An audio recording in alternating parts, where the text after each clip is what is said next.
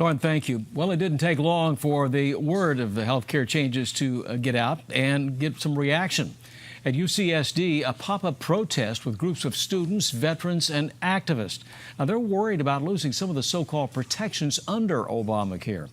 KUSI's Dan Plant has more.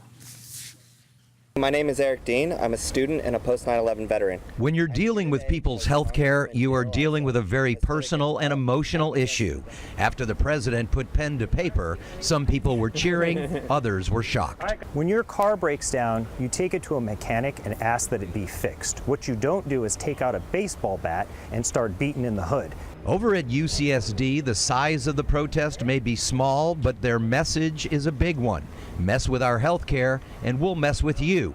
That part is directed at Congressman Darrell Issa. Here's what we do know about Darrell Issa. When there was a House vote to eliminate health care for tens of thousands of his own constituents, he voted for those cuts. Even though changes to Obamacare died in the Senate, Congressman Issa has become a target for his voting record on these issues.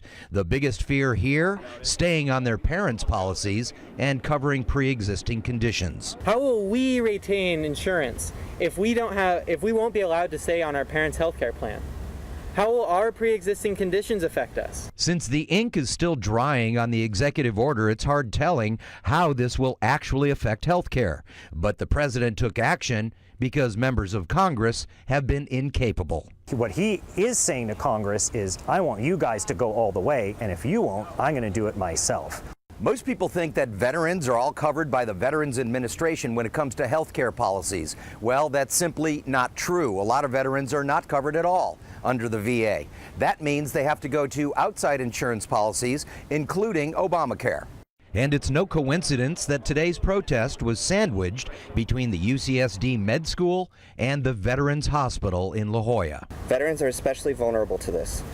As many of us who have service-connected disabilities, that would enable insurance companies to refuse us coverage. As they say, the devil is in the details. At this point, however, there are very few details. Perhaps members of Congress might want to take notice. Dan Plant, KUSI News.